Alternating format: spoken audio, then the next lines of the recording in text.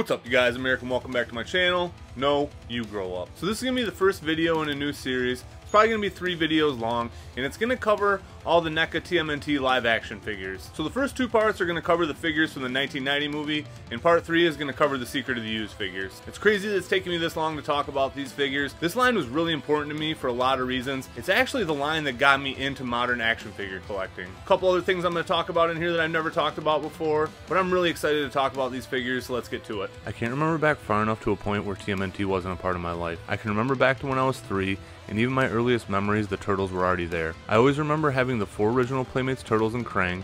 I always remember having some 87 animated series VHS tapes, and I always remember having the 1990 movie on VHS. Even though the Playmates line wasn't directly influenced by the cartoon, I always saw them as cartoon figures. For whatever reason, Playmates missed their move and never gave us figures inspired by the 1990 movie. We did get figures from Secret of the Used that came a year later, and we got samurai figures from the 3rd movie that would happen a couple years after that. But it would be just shy of 30 years from when the movie released for anyone to give us figures from the 1990 movie, and I can easily say they were worth the wait. If you've seen any of my old videos, you know that I love the NECA Toon line. I often consider it to be the main line that I collect. Even though the movie line doesn't even come close to the depth of the Toon line, I would argue that the best of the movie line trumps the best of the Toon line. I personally think that the movie Turtles are aesthetically the best Turtles figures that have ever been made. On the flip side of that, I feel like there are also some figures in the line that are some of the lamest in my entire collection.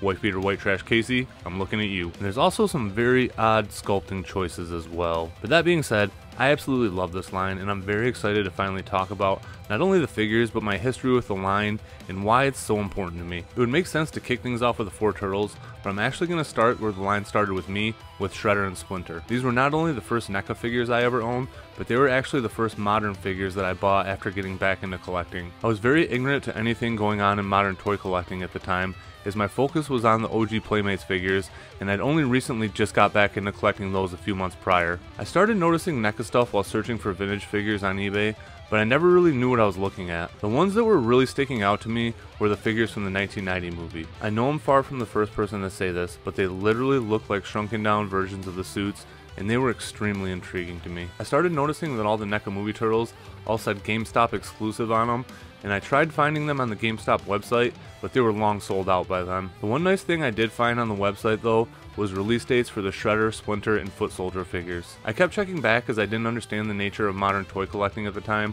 I didn't realize that once a modern wave was gone, it was pretty much gone, at that time anyway. So I patiently waited for that day to come, and when it did, I called my local GameStop, who had already sold out, but they contacted the GameStop in the mall, which would become kind of a hidden gem store for me before they went out of business, and they had every figure in stock still. I went there straight after work, and I was very excited to see them still all hanging on the pegs. I came there for the Shredder, but I wasn't just going to leave that Splinter there, and that's where my NECA action figure collecting journey began. When I got those figures home, I stared at them for hours. I could not believe how amazing these figures were, and I was blown away at how far action figures had come since the 90s. The Shredder in particular really blew my mind. You can see some improvements have been made with the recently released Secret of the Used Shredder, but I still prefer the look of the original 1990 movie Shredder more. I prefer the color of the 1990 movie Shredder much better than the purple one, and I'm really not a fan of the giant shoulder pads either, so I definitely like the 1990 movie figure much more. In the first movie, the Shredder is super intimidating, and that's exactly how this figure feels as well. The figure looks just as imposing as Shredder did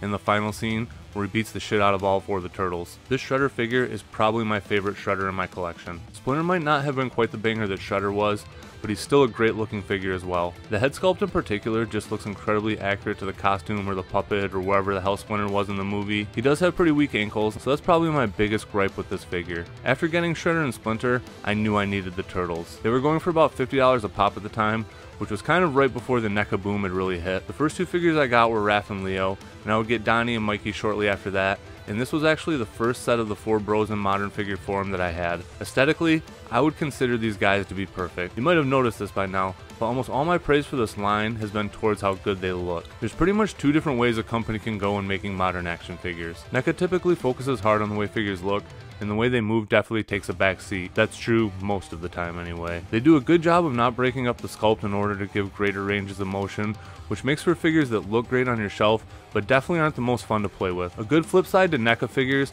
are the SH Figuarts TMNT figures. These guys have far and away the best articulation of any Turtles figures that I have, but it definitely comes at a cost to the sculpt and the shoulder joints are the best example of that. I personally like that we get figures on opposite ends of the spectrum, and even though the NECA turtles are far and away the least fun to play with, they look absolutely amazing. Even just looking at them on my shelf, they're easily among the most uninspired posed figures in my collection, but they just look so goddamn good in A stance anyway, it doesn't even matter to me. Their shelf presence is just undeniable. Lacey, my girlfriend for those of you that don't know, still says that these are her favorite figures in my entire collection. I have very little to nitpick outside of articulation with these guys. I do wish they would have given Mikey a serious face like the other bros, because they all look so imposing and serious, and he just kind of throws off the vibe there a bit. But that's about my only other gripe. To this day, I think those OG suits hold up incredibly well, and I don't think any CGI iteration has been able to come close to topping them. The ability for NECA to translate how good those suits were into action figure form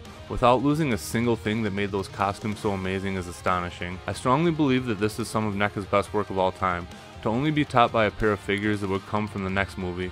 But we'll talk about those dudes another day. At this point, I was kicking myself for not getting the foot soldiers when I got the Shredder and Splinter. I definitely thought I would be back to eBay to get them, but I've always had pretty good luck when it comes to collecting. I would actually find both of them in a random GameStop, and I finally secured all 8 of the figures from the first 2 waves. The foot soldiers are just as on point as the other 6 figures. I don't really have any nitpicks with these guys either. They look dead on to the movie costumes. They come with a ton of accessories, so you get a ton of variety out of either option of the foot soldier. One came with the bladed weapons, and the other one came with the blunt ones, and it just gives you so many options, which is great for army building. Clearly I would go on to build a small army myself, but not until the 2-packs would start hitting at Walmart, which is where we'll pick up my journey with this line next time. It would have been such a bummer if the first 8 figures would have just stayed Comic-Con exclusives. NECA getting their figures into retail is possibly the most significant thing that has ever happened in terms of modern TMNT action figure collecting. Target was already a few steps ahead with the Toon line, but remembering back, I was definitely more stoked about the movie figures at that time. The 90s movie is my single favorite piece of TMNT media, and having these incredibly on-point action figures from the movie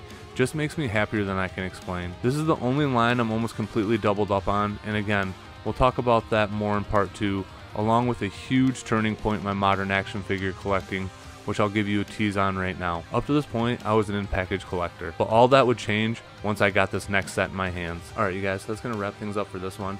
I'll be back in my next episode with the remainder of the 1990 movie figures, and those ones I'm not going to have quite as much high praise on. I think there's some really garbage figures out of that selection. Again, I've ripped on that Wife Beater White Trash Casey a million times, but in the third video, we'll get to the secret of the used figures, and I'll be back to having a lot of good things to say about those guys. So thank you to all my subscribers, thank you guys for sticking around, thank you for liking my videos, watching my videos, thank you to everybody who's watched just all the variety of the content that I've put out. I love making these Ninja Turtle videos. I'm gonna get back to doing these old school scripted videos again because I do have the most fun with these. But like I said, I like doing other things too. I've liked doing these videos with other people. I like working with other people. It's a lot of fun, and I still want to do a lot more of that in the future. But I still want to give you guys my classic content as well, and I'm really gonna work hard to start pushing a little bit more of that out there again. So thank you guys one more time.